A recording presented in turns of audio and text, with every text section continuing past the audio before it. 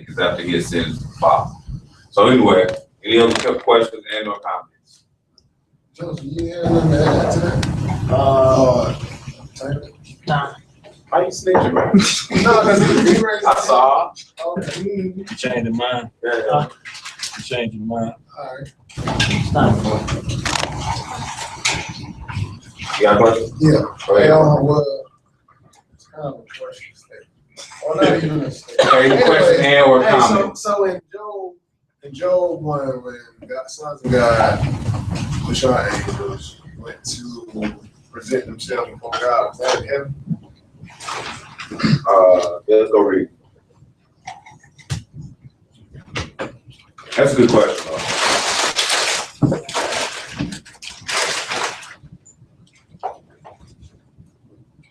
Let's start at verse 6.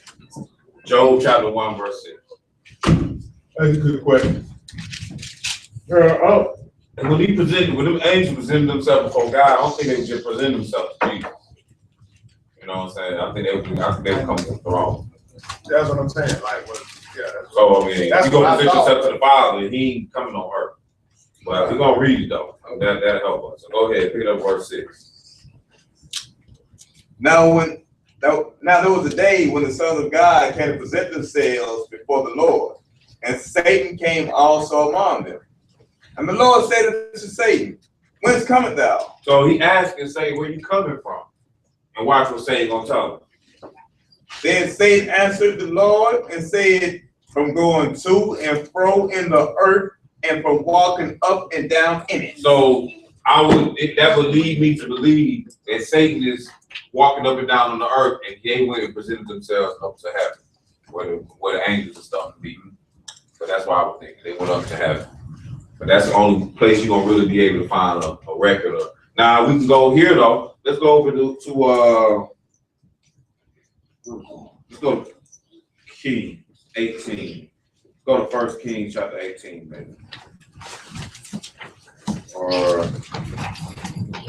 maybe 2 Kings. We're going to we're going to 2 Kings, and we're gonna go to chapter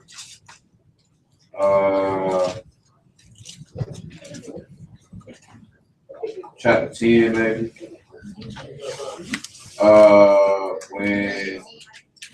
When Ahab was told to go down to Ramoth Gilead. And he met Elijah. Yeah. Well, That's 1 Kings. no, not when he met Elijah. When he went to the prophet and asked him, "Should I go down to Ramoth Gilead?" He was like, "Yeah, go to Ramoth Gilead." And then he was like, "No, tell me the truth." Yeah, when he saw them angels on that mountain. Yeah, that's what we get at. He gonna tell him what happened. It's in Kings and it's in Chronicles. So I'm gonna go look at 2 Chronicles. Let me find Kings.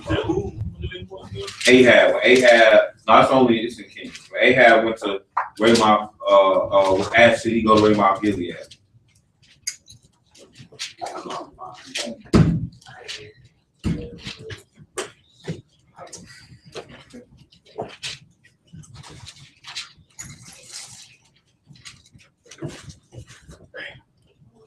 There's 1 Kings 22.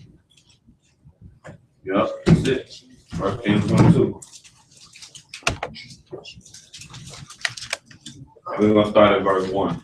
So this is something that'll help us see what happened too. Because we saw the sons of God and Satan presented themselves before the Lord, right? So 1 Kings chapter 22, pick it up verse 1, go ahead. And they continued 3 years of war between Syria and Israel. And it came to pass in the 3rd year that Jehoshaphat, the king of Judah, came down to the king of Israel. Go ahead. And the king of Israel said unto his servants, Know ye that Ramoth Gilead is ours? Ramoth in Gilead. Yeah, in Gilead. I need more. Know ye that Ramoth in Gilead is ours. And we be still and take it not out of the hands of the king of Syria. Go ahead. And he said unto Jehoshaphat, Will thou go with me to battle to Ramoth Gilead? So he asking, he asking, Ahab asking, Jehoshaphat, you want to go with me to battle? So you want to go with me to do this? Go ahead. And Jehoshaphat said to the king of Israel, I am as thou art, my people as thy people, my horses as thy horses. And Jehoshaphat said unto the king of Israel, inquire, I pray thee, at the word of the Lord. So he telling them, he like, well, go ask the Lord, man. We ain't just gonna bust a move like this. Keep reading. Then the king of Israel gathered the prophets together, about 400 men, and said unto them, shall I go against Ramoth Gilead? He went and got a whole bunch of prophets this time. Said, shall I go down to Ramoth Gilead to battle? Go ahead. Or shall I forbear? Uh-huh. And they said, go up, for the Lord shall deliver it into the hand of the king. Keep reading. And Jehoshaphat said, is there not here a prophet of the Lord besides that we might inquire of him? And the king of Israel said, there is yet one man, Micaiah, the son of Imlah. They said one dude, Micaiah, the son of Imlah, about whom we may inquire of the Lord. Keep reading. But I hate him, for he doeth not prophesy good things concerning me, but evil. And Jehoshaphat said, let not the king say so. Go ahead. Then the king of Israel called an officer and said, hasten hither Micaiah, the son of Imlah. The king of Judah set each on his throne, having booths in a broad place in the entrance of the gate of Samaria, and all the prophets prophesied before them. Go ahead. And Zedekiah, the son of Shedaniah, made him horns of iron, and he said, thus saith the Lord, with these shalt thou push the Syrians until thou hast consumed them. And all the prophets prophesied, so saying, go up to Ramoth Gilead and prosper, for the Lord shall deliver it into the hands of the king. Go ahead. And the messenger that was gone to Micaiah spake unto him, saying, behold now, the words of the prophets declare good unto the king with one mouth. Okay. Let thy word, I pray thee, be like the word of one of them,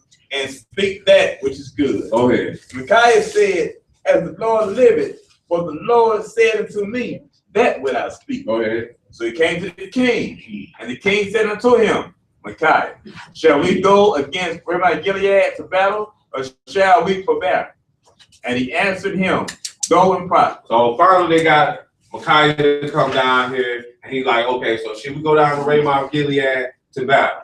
We're gonna finally ask him, and watch what he say. Go ahead. And he answered him, go and prosper. He's like, go and do what you want to do, man. For the Lord shall deliver it to the hand of the king. Keep reading. And the king said unto him, how many times shall I adjure thee that thou tell me nothing but that which is true in the name of the Lord? He's like, man, how many times I gotta keep asking? All right, bro. He's like, how many times I gotta keep asking you to tell me the truth? Talking to Micaiah. Go ahead, keep reading. And he said, I saw all Israel scattered upon the hills, and sheep that had no shepherd. All right, so now we get into the moral of the story.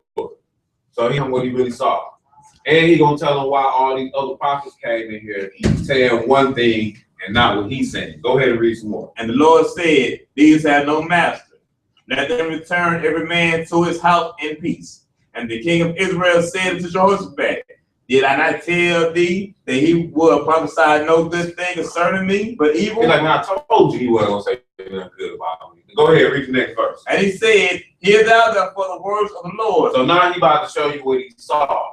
So the question is, with Job and them, he was like, well, your question is, was this on, where was this? Was this on earth, or was this up in heaven, or what? So now we're looking at another story that's similar to the fact that the angels are presenting themselves to God. All right, go ahead. Verse 19. I saw the Lord sitting on his throne. Verse 19. And he said, hear thou therefore the word of the Lord. I saw the Lord sitting on his throne. So now you see the Lord sitting on his throne. This is what Micaiah is saying he saw. Go ahead. And all the hosts of heaven standing by him on his right hand and on his left. Go ahead. And the Lord said, who shall persuade Ahab that he may go? Slow down. I'm in the Bible. No, I'm saying 2 Kings 1. Oh, you had the 2 Kings nothing. Man, 1 King. We ain't been in 2 Kings since he started reading. Okay. So we in 1 Kings. Don't be laughing at you. Stop laughing, man. 1 Kings chapter 22. 1 Kings. So the whole time you went with us. 1 Kings chapter 22. You ain't got to start over. I heard it. Yeah, I know you probably read the story before. Verse 19. And he said, If Mark one with us, we're gonna go back to verse 1. That's a plan. and he said, hear thou therefore the word of the Lord.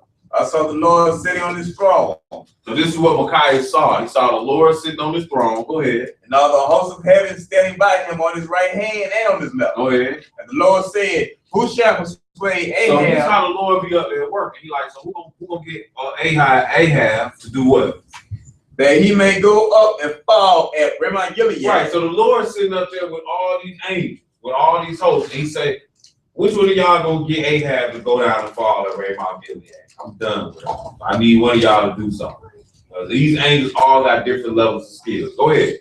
One said on this So matter, one angel was like, well, I'll do something. And then what else? Go ahead. and another said So on you got that another angel over here who's like, I'll do something too. Go ahead. There came forth a spirit So now here come another angel. Go ahead. and stood before the Lord Uh-huh. and said, I will persuade him. So this one right here say, I'll persuade him. So, and it's funny too, I find it ironic that Satan with him, and then 3 angels said something, and this third one that he gonna roll with. Because all the angels before the Lord, you know, all of them that needs to be accounted for right here, whether you good or you bad. And I'm sure Gabriel wasn't sitting here about to say, well, I'll persuade him with some evil. You see what I'm saying? That's not his job. Right. You see, but it's right, that don't even sound right. You know, but now evil angel come and he say, I'll persuade him. And how's he gonna say it? Go ahead. And the Lord said unto him, well, well. Yeah, what you gonna do? Like, I heard what they said. What you gonna do? Like, yeah, we bulls on. You know, that ain't nothing evil. That ain't causing nobody to do nothing evil. You're like, nah, that ain't gonna work. You just kill the bulls. You need something else. So this last angel come up and he say, all right, I'll persuade him. How we gonna persuade him? Go ahead. And he said, I will go forth and I will be a lion spirit in the mouth of all his prophets. So he said, this is the reason why the first time Ahab asked the question, or really Jehoshaphat asked the question on behalf of Ahab.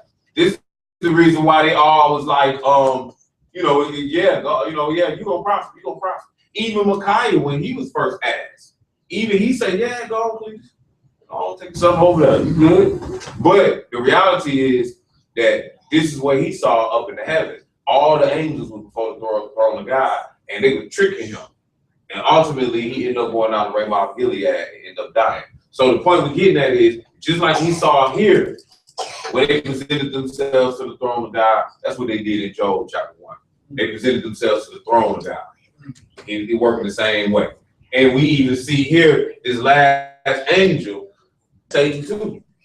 He's gonna be a lion spirit. When I say that Satan, it might not be like Lucifer himself, but he got a third of the angels. That's one of them. You know what I'm saying? So whichever one, it could have been Satan or it could have been Satan Jr. It don't really matter. You know what I'm saying? They all working for him. You dig what I'm saying? Same thing with that Job. Like, you know, when Satan came through 2 or 3 times on Job. But it don't mean that, you know, Satan was the one that was dealing with God, but it don't mean that Satan was the one that killed the kids. Or Satan was the one that burned out. Like, he could have had another one of his angels.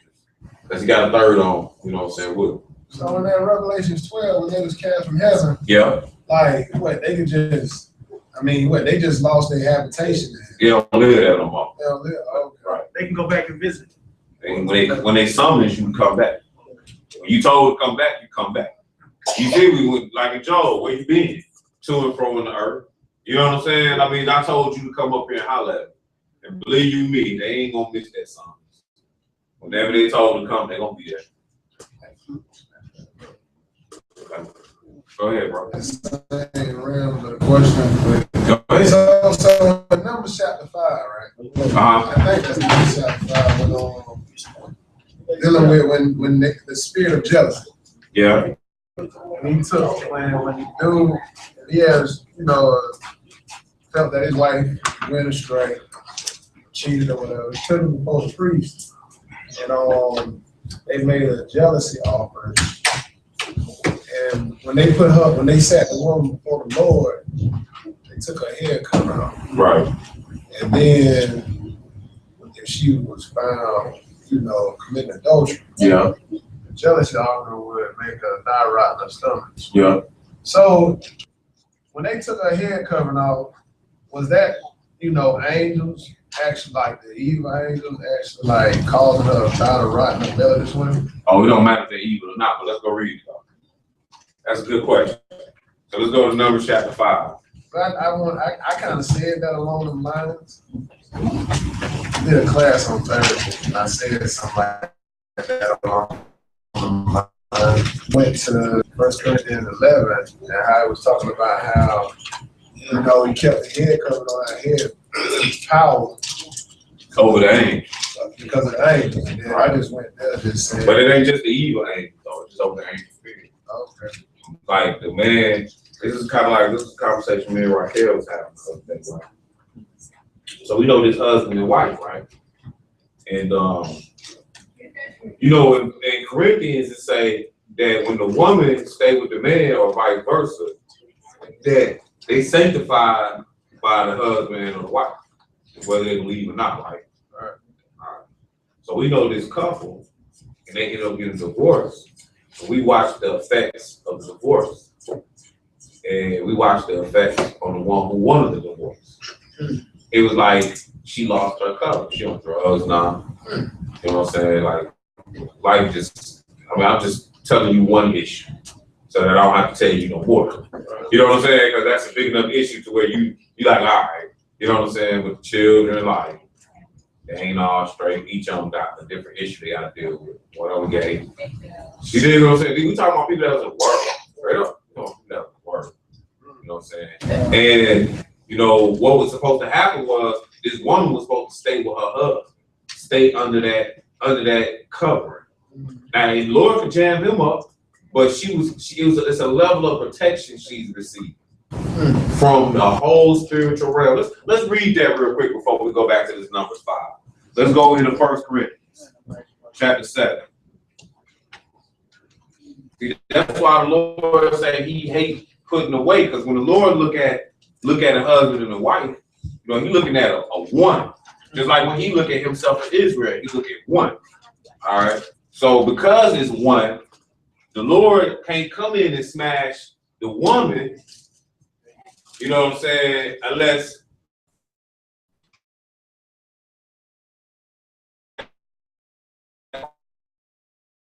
or they cover. Like if the Lord wanted to deal with Raquel, my wife.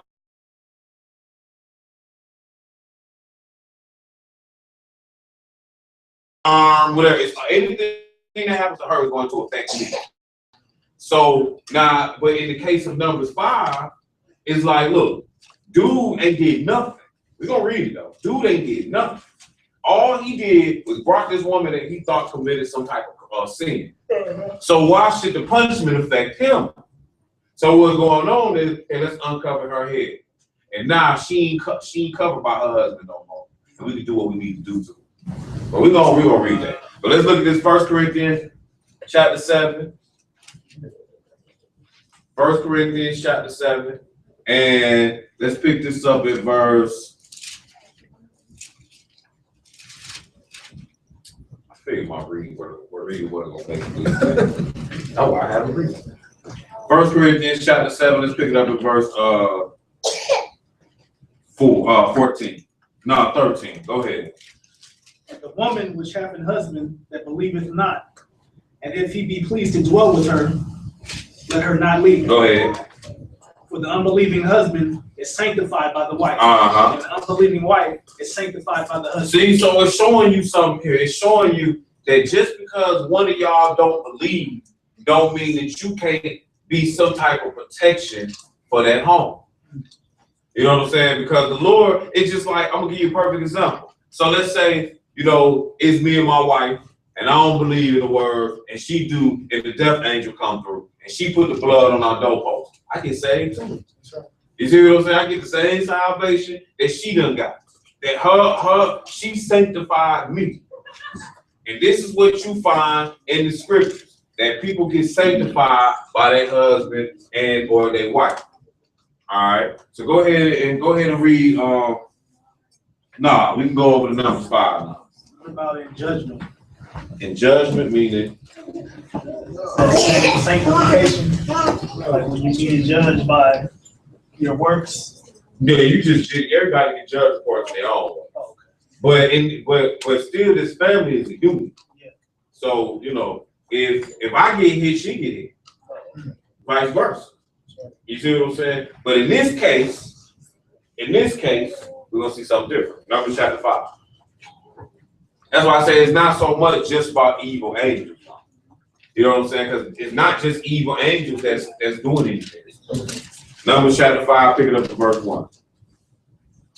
And the Lord spake unto Moses, saying, command the children of Israel that they put out of the camp every leper and every one that have an issue. Actually, let's skip over to verse 11.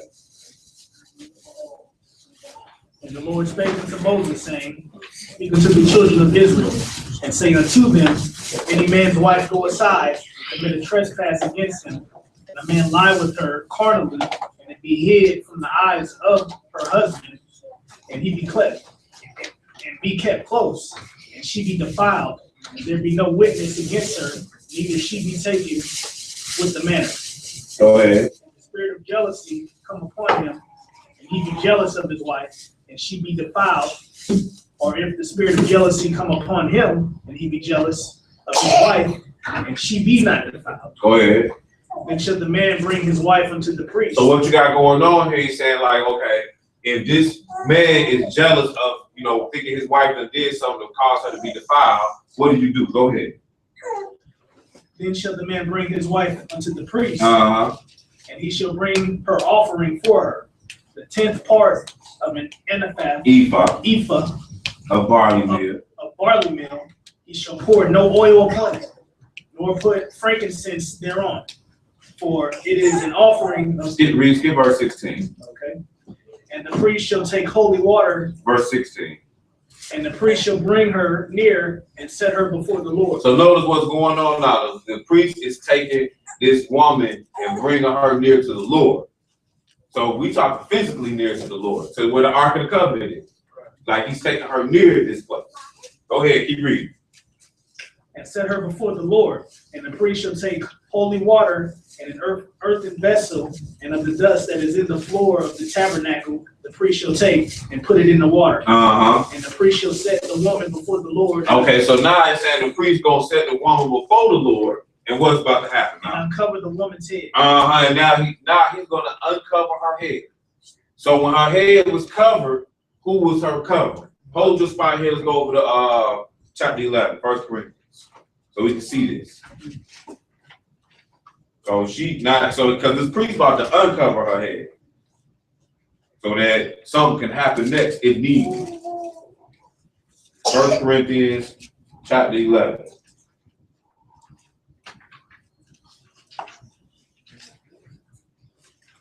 Or maybe that's 2 Corinthians. Is it? No, 1 Corinthians. Yeah, 1 Corinthians chapter 11. And let's start this at verse 4. Go ahead. Every man praying or prophesying, having his head covered, dishonor his head. Nah, it say every man praying or prophesying. It's just church rule that we cover our heads, sisters cover their heads. But you know, if you ain't praying, you ain't prophesying. Meaning like that's why maybe after class you ain't said nothing. You ain't in the book or something. You can take your head covered off if you like. You know what I'm saying? But the reason we do it while class is going on is because while the brothers up here prophesying the scriptures to you, you should be out here asking the Lord for understanding. That's a prayer. You see? So that's why even in the midst of class, sisters cover their heads, brothers uncover your head. Because he's telling you here when you praying and prophesying, that's how it's supposed to be. Go ahead, keep reading. For every woman that prayeth or prophesieth with her head uncovered, dishonoreth her head. For that is even all one as if she were shaven. All right, skip down to verse 8. For the man is not of the woman, but the woman of the man. Uh-huh. Neither was the man created for the woman, but the woman for the man. Go ahead. For this cause ought the woman to have power on her head because of the angel. So now you're saying that this woman should have power over her for the angels. All right, so let's go back over here. This is Numbers 5. And this is all the way around the board. Because we can go to Daniel chapter 10 and we can see when Daniel was praying that Lucifer or Satan was trying to stop Daniel from getting understanding, and Michael had to come. So it's not just about the rottenness of the stomach, it's even about getting understanding. You know what I'm saying? Like, it's on any level. The woman needs to have her head covered so that she can stay under the protection or stay within the order of the family. You see, because then they tell you later somewhere else that the woman keeps silence in the church and, you know, and let her learn at home. You know what I'm saying? It's an order and the structure that God has established in the family unit. All right. So back to Numbers chapter 5, and let's pick this up in verse 14. Go ahead. And the spirit of jealousy come upon him, and he be jealous of his wife, and she be defiled, or if the spirit of jealousy come upon him, and he be jealous of his wife, and she be not defiled. Then shall the man bring his wife unto the priest, and he shall bring her offering for her. The 10th part of the ephah of barley meal. He shall pour no oil upon it, nor put frankincense thereon. Keep reading. For it is in an offering of jealousy, an offering of memorial, bringing iniquity to remembrance. And the priest shall bring her near and set her before the Lord. And the priest shall take holy water in an earthen vessel, and of the dust that is in the floor of the tabernacle the priest shall take and put it into the water. And the priest shall set the woman before the Lord and uncover the woman's head and put the offering of memorial in her hands, which is the jealousy offering. And the priest shall have his hand the bitter water that causeth the curse. So now the priest got in his hand this bitter water, and now a curse can come upon her now. It's not going to affect her husband. It's just going to affect her. Go ahead, keep reading. And the priest shall charge her by an oath, and say unto the woman, if no man have lain with thee, and if thou hast not gone aside to uncleanliness with another instead of thy husband, be thou free from this bitter water, and cause of the curse. But if thou hast gone aside to another instead of thy husband, and if thou be defiled, you went out here and committed adultery. Go ahead. And some man have lain with thee beside thine husband, then the priest shall charge the woman with an oath of cursing, and the priest shall say unto the woman, the Lord make thee a curse and an oath among the people. When the Lord doth make thy thigh to rot and thy belly to swell. So yeah, this would be, he said the Lord making that happen, this will be angels that's affecting her. I can't really say that they evil angels or whatever angels. You know what I'm saying? But regardless, the whole point is knowing that God is in control. When a woman's head is uncovered, now she leave herself suspect to what can happen in the spiritual realm. You know, she's not under the protection of her husband no more. You know what I mean? Just like Eve wasn't under the protection of her husband when she went over there to eat from the tree of good and evil. You know what I'm saying? If she would have been under the covering of her husband, then he would have been able to cover her like, nah, we're supposed to go over there. You know, but she wasn't under that protection. So that's what that is. So yeah, we can't really say it's evil angels when you read this. You know what I'm saying? But we do know it's angels that, you know, some from the spiritual world, it ain't nothing but angels of God that's causing her belly to swell and her thigh line if she committed adultery. There's a water on. You know what I mean? More questions or comments? Go ahead. So a married couple, God forbid, they don't make the first resurrection. When they go to be judged, it's not just that man, it's that man and his wife. No, everybody will be held accountable for their own actions. Right. It's just we talking about just the fact that when you a husband and wife, like for example,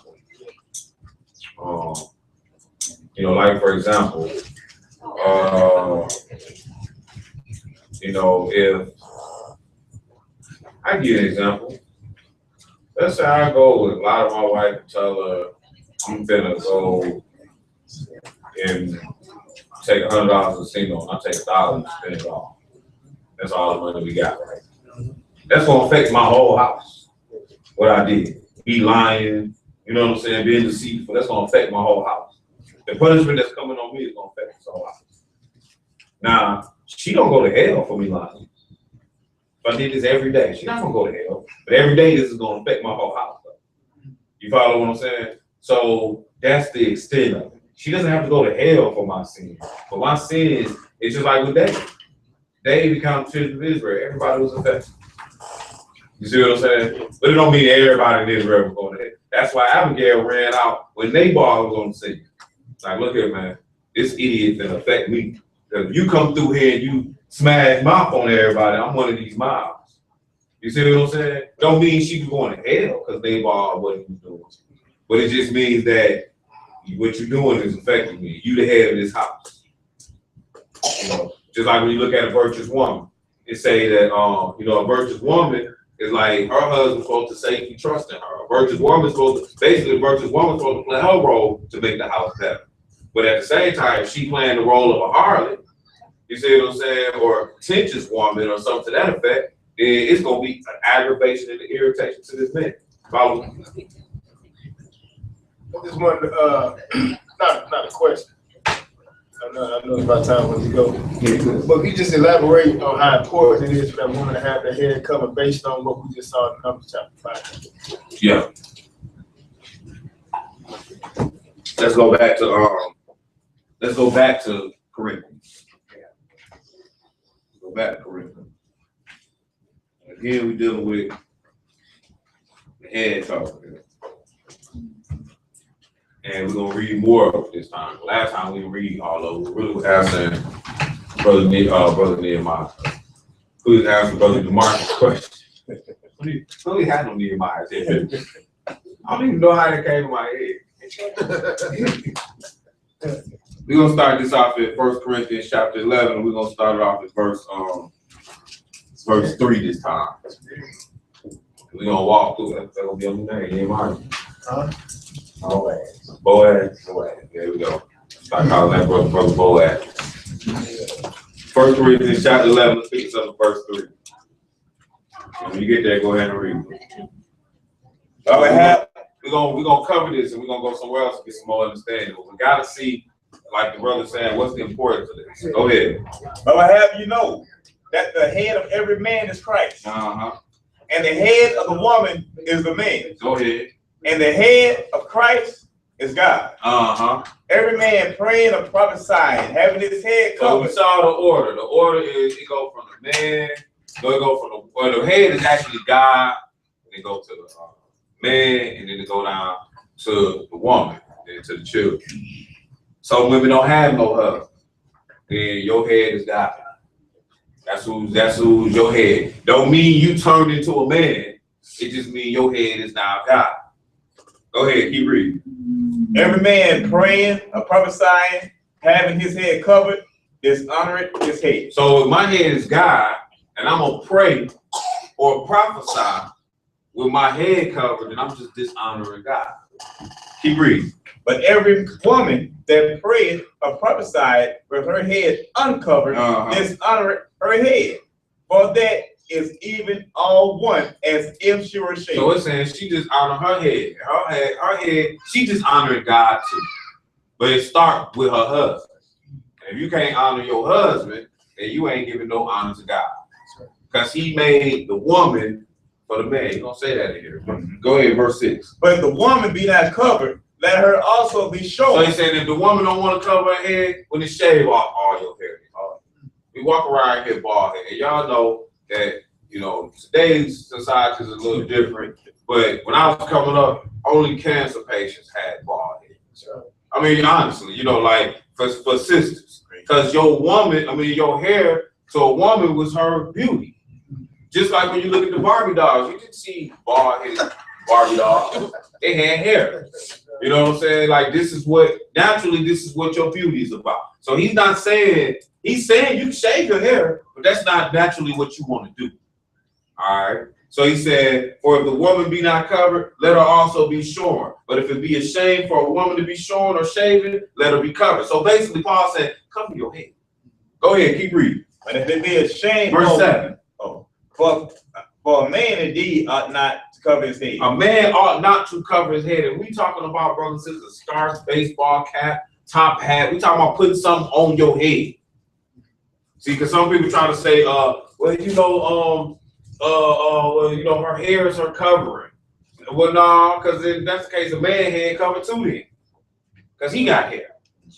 All right. So no, we're talking about putting something on your head versus not putting something on your head. And sisters who come in here with wigs on, that is not a head cover. That your wig is put on your head in place of your hair because you don't want nobody to see your hair looking bad. Or whatever the case that is. And we're gonna see why we saying that in a minute. Keep reading. For a man indeed are not cover his head, for as much as he is the glory and he is the image and glory of God. So listen to what it's saying. A man was made in the image and the glory of God. So when you walk in here, a man is supposed to look like God. This is what it's saying. You like as I'm standing here, or I don't even want to use myself. When you look at like Moses and them cats, when they were standing before the people, it was like it was God to the people. Mm-hmm. This is what they were supposed to be delivering, the word of God. They was messengers of God. They could have been standing there, as it says in some places, in God's stead. Mm-hmm. All right, as men, not as women. That's why that is not their role. So keep reading though. For as much as he is the image and glory of God, but the woman is the glory of the man. But the woman is the glory of the man. That's why the brothers generally, like my wife, I like to see my wife, she started locking her hair because I said you should go natural years ago.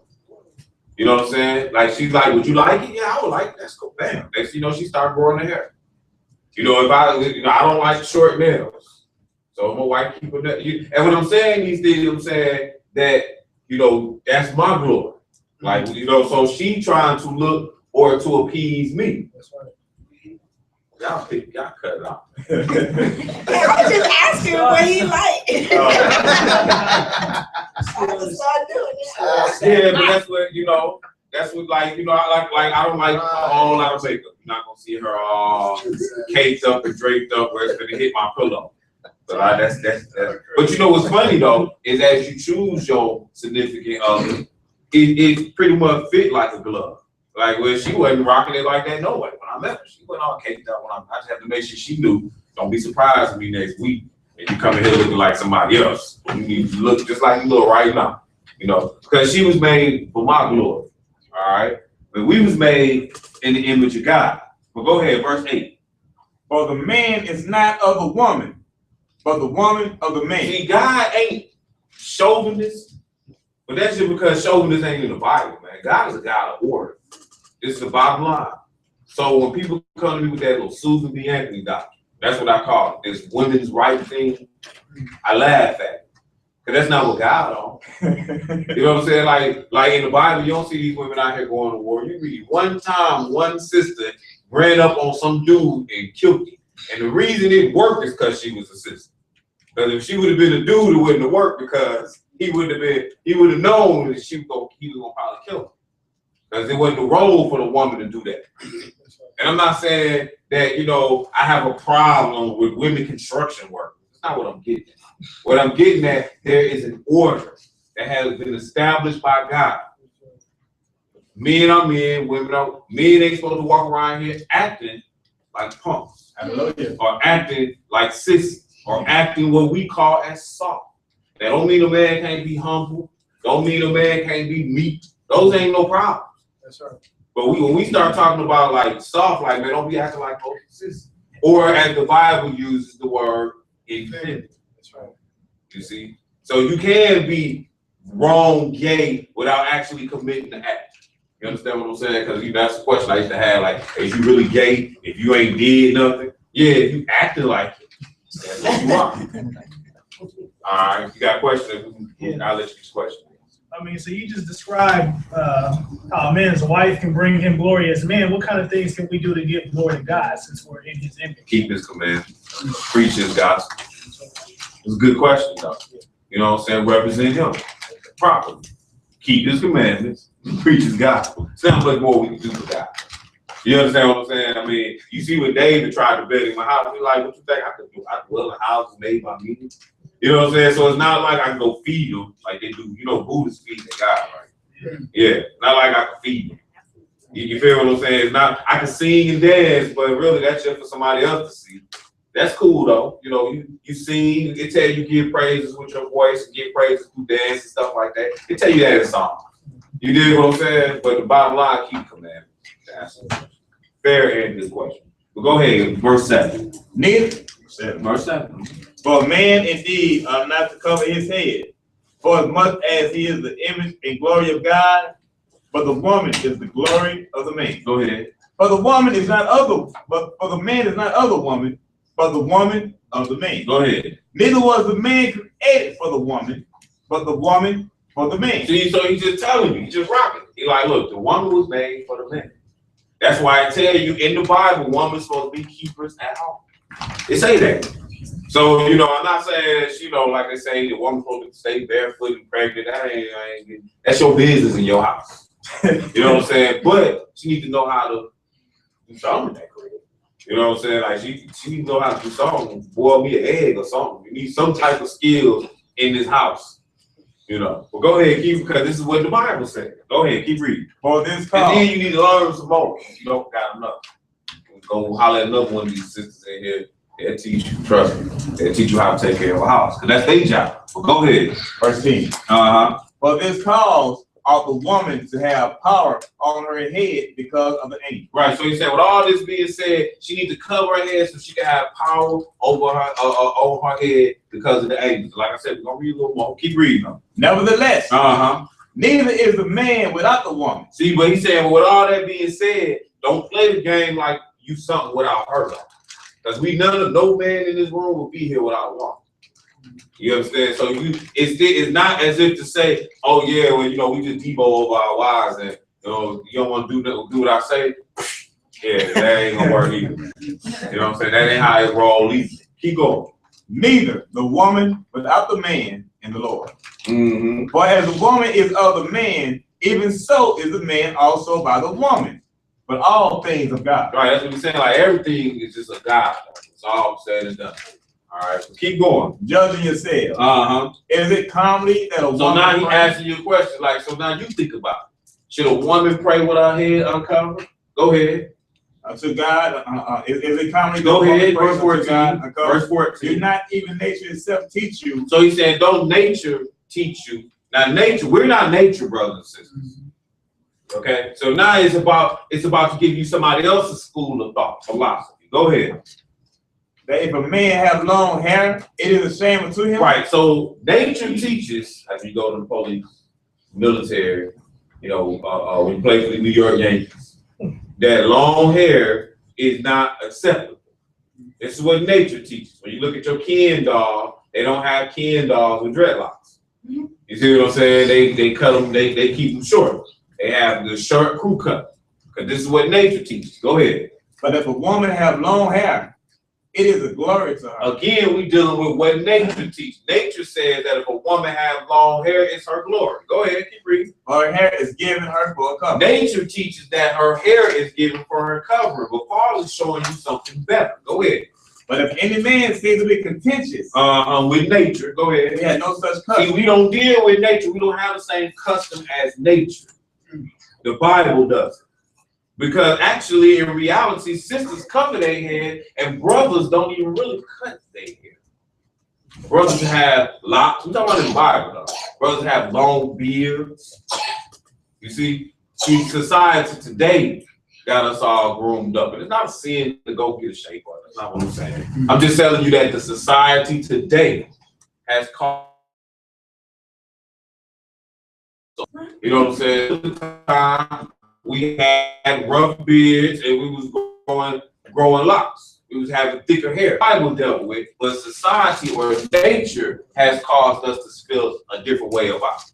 So it said, verse 14, don't do it not even nature itself teach you that if a man have long hair, it is a shame unto him. But if a woman has long hair, it is her glory. For her hair is given to her covering. This is what nature teaches. But if any man seems to be contentious, we have no such custom, neither the churches of God. Let's go to Daniel chapter 10. Because it said here that she needs to have power over the angels. And we talk about when she's praying or prophesying. So I want to show you what happens while you're praying to the Lord. Daniel chapter 10. Daniel chapter 10. And start reading at verse 1. This is what happens while you're praying to the Lord. Go ahead. In the 3rd year of Cyrus, king of Persia, a thing was revealed to Daniel, whose name was called Belshazzar.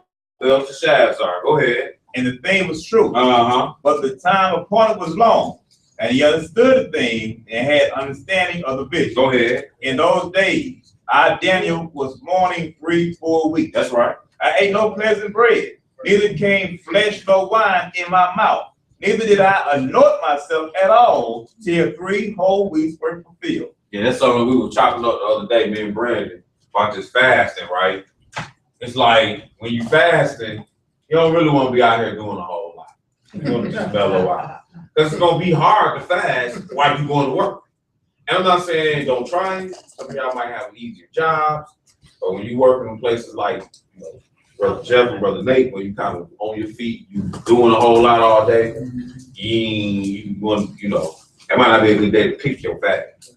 You know, just something throwing out there. Me and Brandon was talking about the other day. So go ahead and keep reading. And the 4th and 20th day of the first month, as I was by the side of the great river, which is Wkly, then I lifted up mine eyes and looked, and behold, a certain man So clothed in linen. he prayed and fasted, and after he opened up his eyes and he see an angel.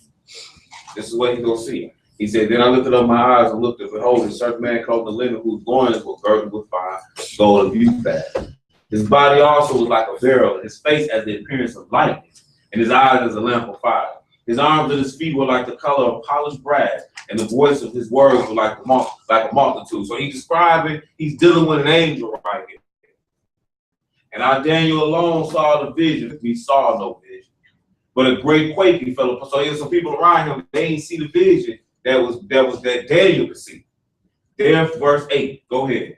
Therefore I was left alone, and saw this great vision. And there remained no more strength in me. Go ahead. For my countenance was turned in me into corruption. Go ahead. And I retained no strength. Go ahead. Yet heard I the voice of his words. And when I heard the voice of his words, then was I in a deep sleep on my face, and my face toward the ground. Go ahead. And behold, his hand touched me, but set me upon my knees and upon the palms of my hands. All right, y'all. So we read all that. Now we here. This is why a woman, when she's praying to prophesy, needs to cover her head. Watch the events that's about to take place that this angel is going to reveal unto Daniel that happened when he prayed. Go ahead.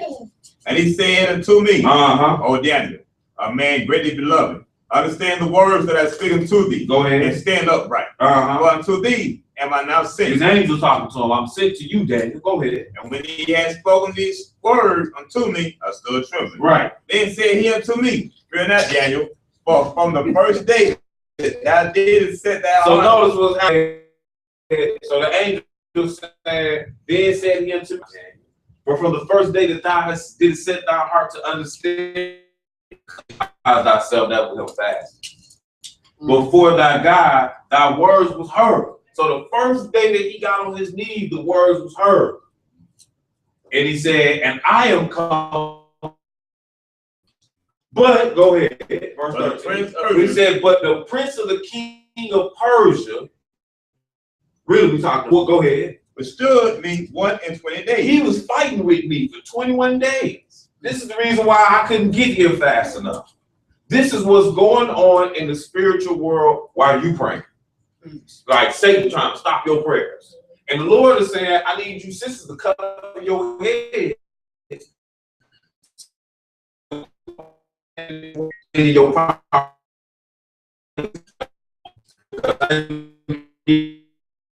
putting that on the water, but your obedience is keeping you under the protection of God. It's just all about obedience. And I'm gonna show you that after we read this. Go ahead, keep reading. But lo, Michael, one of the chief princes, came to help me, and I remained there with the king. So Michael had to come. This is what be going on in the spiritual world while you pray. Angels be like Brother Nate was saying in the class, you got an angel that somebody talking to you and it tells you to go do something wrong. That's an evil angel. If you hear it in your head. Go ahead, read some more. Now I'm come to make thee understand. See, now notice this is Gabriel's job. I come to make you understand something.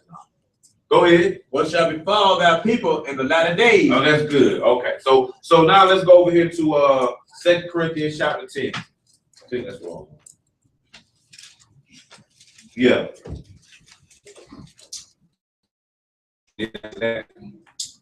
We'll go back to make sure I got what he wanted out of 10. But sometimes we be sitting there and it be something that specific other persons, me or him, might not really know exactly what he wants. No, that's, you on the right track. Oh, okay. 2 Corinthians chapter 10 and verse 3. You brought up something else in that thing too, I ain't never saw that. Oh man, praise As the far Lord. as the importance of having a head.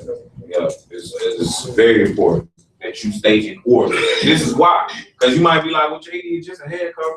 Yep, that's the same thing. That's the same thing we talk about in the baptism. It's just a water. That's the same thing when you go with Elijah and you say, well, man, he went to go dump in the Jordan. It was just water. You're right. I mean, all the lady did was touch the hem of his garment. You dig what I'm saying? It don't never have to be that major, but it's about obedience, brothers and sisters. This is what saves you. Because remember, stubbornness is as the sin of witchcraft. So if stubbornness is equal to witchcraft, then your obedience is like on the other end. That's your salvation. You see what I'm saying? That's your righteousness, which we can see. But 2 Corinthians 10, verse 3, go ahead. But though we walk in the flesh, we do not war after the flesh. See, we walk in the flesh, but our fight ain't after the flesh. You don't just see what we saw in Daniel, the angels in there battling with each other over you. That's Right, so our war ain't of the flesh. That's the same thing we talking about in the class today. So you get mad at somebody, ain't mad at them, it's the spirit behind. You know, it's the spirit that's dealing with them. For the weapons of our warfare are not carnal. So he said, but the weapons are not carnal, means fleshly, like carnage. That's what both of the words come play together. So our weapons of our warfare are not fleshly. Go ahead. But mighty, your God, to the pulling down of strongholds. All right, pay attention to verse 5. This is like your bread and butter to how you win this fight. Casting down. Go ahead. Casting down imagination. So that's the thing you got to do. You got to cast down imaginations, thoughts of your mind. Go ahead. And every high thing that exalted itself against the knowledge of God. And you got to cast down and get rid of things that's exalted itself against the knowledge of God. And brothers and sisters, when I look at the errors of my Hebrew Israelites, and I'm saying that in irony, when I look at the people that's been in dealing with the word, the ones that done fell off, more times than not, they had things in their mind that was exalted above God. So you want to make sure you get that out. He said, casting down imagination and every high thing that exalts itself against the knowledge of God. Go ahead, keep reading. And bring into captivity every thought to the obedience of Christ. See, notice how you bring into captivity the thoughts by being obedient to Christ. That's what this boiled down. So when this brother say, well, what can I do to show forth, my glory toward God? Be obedient to him. Go ahead, read the next verse. And have it in So the he said, remembrance. cast down imaginations and every high thing that exalts itself over the knowledge of God, bring into captivity every thought to the obedience of Christ, as well as, and having in a readiness, go ahead. To revenge all disobedience when your obedience is fulfilled. So you're going to revenge your disobedience when your obedience. These are the ways that you're going to win this battle. So it's not, so you might be like, well, Jediah, I'm covering my head. Why? Because the Lord said so. That's really, I'm uncovering my head. Why? Because the Lord said, we did obedience to him. That's the bottom line. That's the moral of that story. So the head covering is special. It's not like you need your special cloth dipped in, some special sauce or something. Then we wash it in some special. Look here. We early today, what was one of the kids who prayed, they ain't had a head cover. I think it was maybe the baby. Correct. As we just put the jacket on. You know what I'm saying? This is what we was having, we was praying, we was closing out early. We just put the jacket on. Like, because we're not gonna have that baby praying. She don't even know what she's praying about without her head covered. She ain't gonna do no prophesy. She's a baby. She ain't about to do no praying with her, but it's just about obedience. That's all. Nothing else. Same thing with baptism. Congratulations, Sister Martha. It's about obedience. But then look what that obedience gets you. It gets you the Spirit of God, it gets you the Holy Ghost. So, any other questions? Okay. Quick question. Y'all be acting like y'all don't call me dude. Both of y'all. Nah, you good. Nah, you good, man. You good. The Bible says that you shouldn't cease from praying and fasting. Shouldn't cease. Yeah, well, cease from doing that. What's the benefits of just praying like all the time, just constantly, always? What's the benefit? Is that what you asked? What's the benefit of always praying? Everything. Okay, hold your thought. What's your question? That wasn't a question, it was just saying to, I'm gonna call it. Why he don't what though? Put his name, He do. He just ask. they just behind. Yeah. Oh, okay. Let's go to Luke though. We're gonna go to Luke chapter 17. The benefit of praying always is that you just always pray. Like you're always talking to God. Like, okay, Abraham is considered a friend of God. Yeah. You have a friend you don't talk to? You dig what I'm saying? Like, I mean, you know, you can be some long distance friends, but you ain't gonna know each other though. You know what I'm saying? Then you're not gonna then the Lord tells you as your friend and as your master, cast your cares on him. When you gonna do that? You know what I'm saying? Like, so praying is you communicating with your God. Reading is God communicating with you, right? You dig what I'm saying? So, you know what I mean? Like, you need them both. You know what I'm saying? This is how friends talk, right? You know, like you can't be friends if you don't never talk.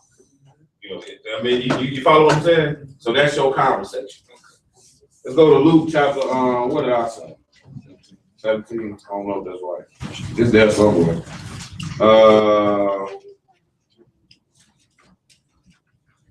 Maybe Luke 18.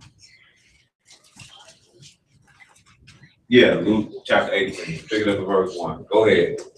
And he spake a parable to them to this end, that men ought always to pray and not to faint. So now he's telling you, here's a parable. Men should always pray and don't give up. Don't faint. Just because you ain't got what you wanted yet, your car's still in the shop, or you ain't got no car yet, you ain't got no wife yet. You know, these are some of the things that brothers be concerned about. I ain't got no job yet. You know, and I've been praying to the Lord all this time. I still ain't got what I want. The Lord say, and he spake unto a parable unto them to this end, that men ought to always pray and not to faint. Go ahead. Saying, there was in the city a judge, but spared not God, neither regarded man. Go ahead. And there was a widow in that city. Whatever I'm sorry. Just when I'm done, you know, but I didn't know if you put it up. I'm sorry. Well, go ahead, keep reading. Saying there was in the city a judge, but spared not God, neither regarded man. All right, so this is a parable trying to break down to people that you're supposed to pray a lot. You're supposed to always pray. So he said there was in the city a judge which feared not God, neither regarded man. Go ahead. And there was a city, and she came unto him. So now when he used the widow, it's like this sister here is like the lowest of it all. You ain't got no husband to protect you. You see what I'm saying? You a widow. And this man here is the highest of them all. He ain't scared of nothing. Go ahead, keep reading. She came unto him saying, avenge me of mine. But she come to him like, I need you to handle this. Like she ain't got no, this ain't the boss coming to one of the underlords like, go out here and do a killing. This is some widow woman who has no representation no more, going to the highest dude in the block who don't have no fear of nobody. The Lord is using this parable to tell you to always pray. Because we the widow woman. You see what I'm saying? We the lowest of the block. And we coming to the boss of all bosses with the Lord, and we asking him to do something over and over again. Sometimes we be going crazy asking the Lord, every single Lord, would you please, heal my leg? Would you please heal my knee? Like, Lord, could you give us a new car? I'm telling you, I'm telling you, see, if anybody believes in prayer, it's me, because I literally asked the Lord for a car and he came. Like, weirdly came. It's like, here. So I'm saying, it happens. You got to keep asking. Keep going, though. Go ahead. Verse 4. And he was not for a while, but afterward he said in himself, though I fear not God, nor regard me. Go ahead. Yet because this widow troubled me. So notice what's going on. This is the boss. And he said, look, I don't fear nothing. But this shit keep bugging me. So what? In church. He's like, I'm gonna do what she said. Yep. You got it. That's like a continual coming. So notice the Lord said this is about always praying. So your question is, why should I always pray? Why do I have to keep doing it? He said, because you bugging me. This is really what he getting at. Just keep bugging me about it. Go ahead. It's just like my kids. Man, I'm gonna tell you what Nashawn did. Nashawn do this to me. He ain't gonna keep getting away with this. Wherever he at, he ain't gonna keep getting away. I said, man, you can't have no company. So next thing you know, I'm like, it's the Sabbath, you can't have no company. So next thing you know, he come back to me with the little friend. You know, with the sad puppy, Daddy, can such and such come over? I'm just looking at it like you're crazy. Then, you know, his friend, I started talking. You know, didn't I just tell you don't act like I just told you no? What you was? I know. Yeah, he know how to say it. So dude ended up coming over for 30 minutes. Like, but this is always because he's always asked. This is what he asks all, and like most, I say no more times than I say yeah. So I was like, all right, man, I give you 30 minutes. So this is what's going on here. I still could have said no. But what I'm trying to show you is it's nothing about my son can't whoop me to make it, you know, like beat me up into him having company. He has no power, no authority in that house. He has nothing but the humility of him coming to his daddy saying, Daddy, please. I got all power, all right. I say no, it's no. If I say yeah, it's yeah. But yet, still, even after no, he's steady coming back. Just begging. I'm telling them, they stand it. Stop begging. They still do it. What end up happening? Unless it's detrimental to their health, 9 times out of 10, they end up getting. And this is what he's telling you in this parable. He said there was a widow that was in the city, and she came unto him saying, avenge me of mine adversary. He would not for a while, but afterward he said within himself, though I fear not God, nor regard man, yet because this widow troubled me, I will avenge her, lest by her continual coming she weary. 6. And the Lord's unjust judge say, dare not God avenge his own elect, which cry day and night unto him, though he bear along with them? Right, he said, but shoot, we ain't even, he better than the unjust judge, and we better than the widow. He called us his own elect. So he said, I'm gonna look out for you. And speedily. I come when the Son of Man come, what? Faith on the earth. It won't be none. You see, if he don't do for you, it's about. You ain't got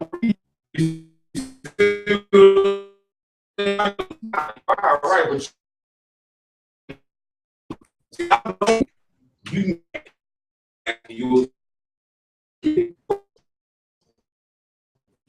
he made a believer about it.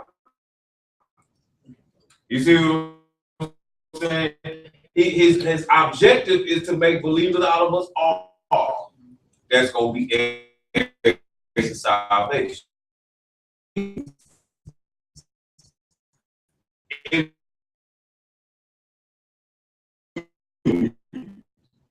Then I can do whatever it is I want to do. So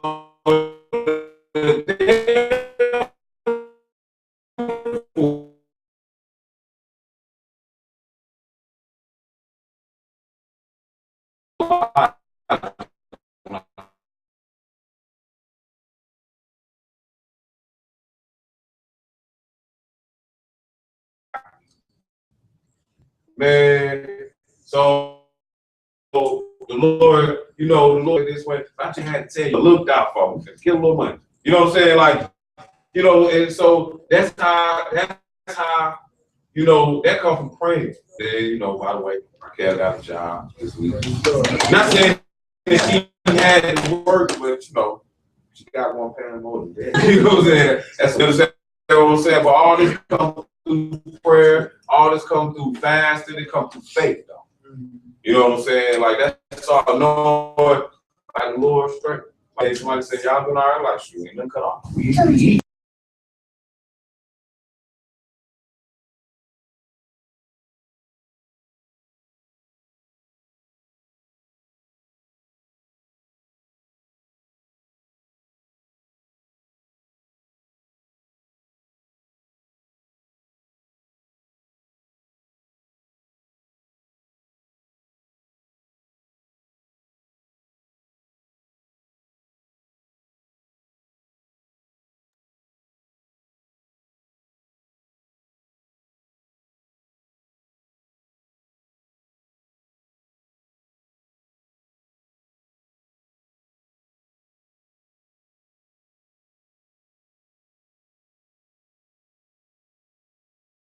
sins. Because we ain't got no business coming to the Lord. I look at it. You know what I'm saying? Like, what am I? Who am I? Nobody. Nothing.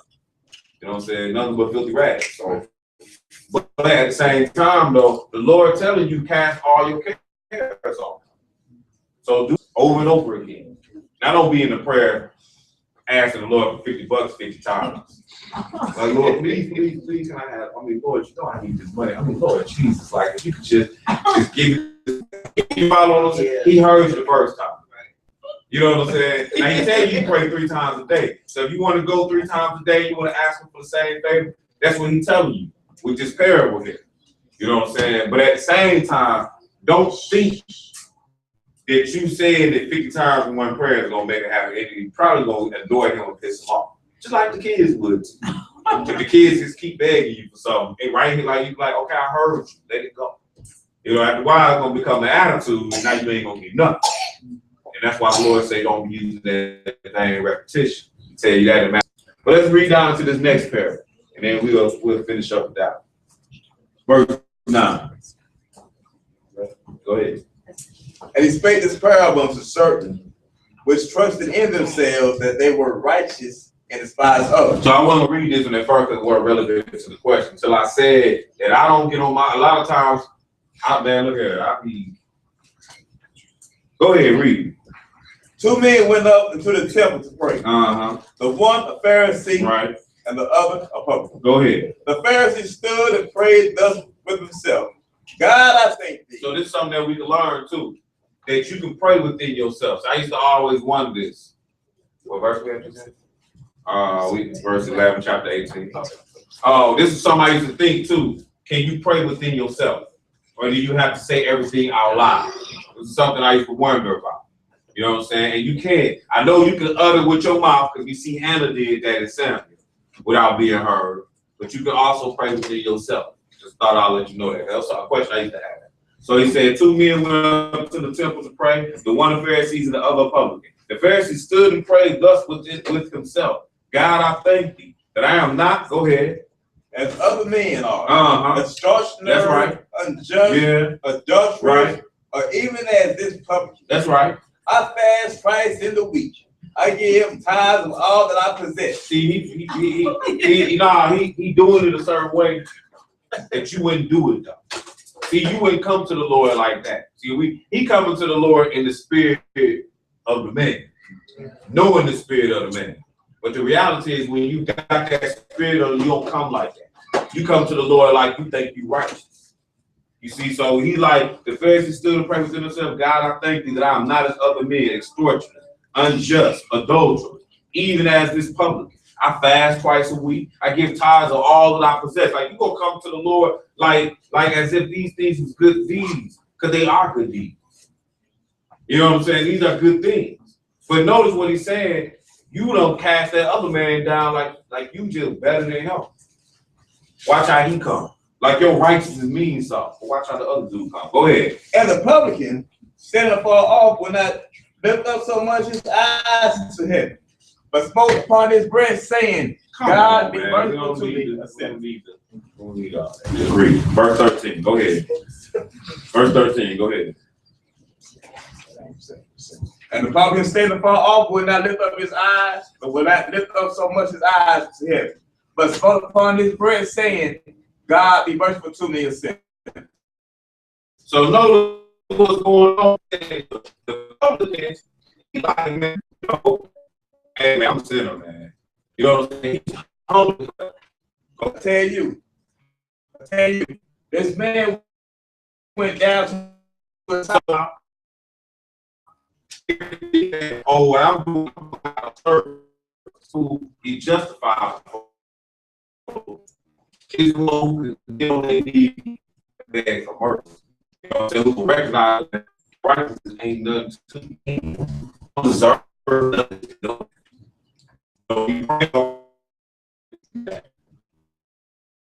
This man went down to his house justified rather than the other. For everyone that exalted himself shall be abased. That's period. If you don't put yourself up high, you're gonna get dropped. It's like you said what you do, you went to be. We got and Brother Cam.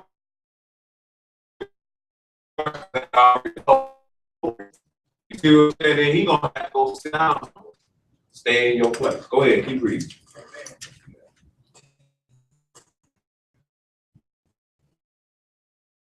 And they brought it to him.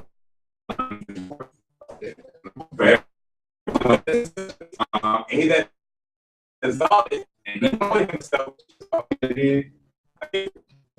his house. Supposed to do, y'all. He goes to the Lord home. You put yourself and take yourself low.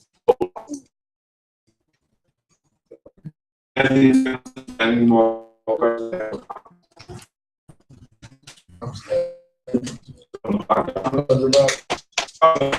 Kevin.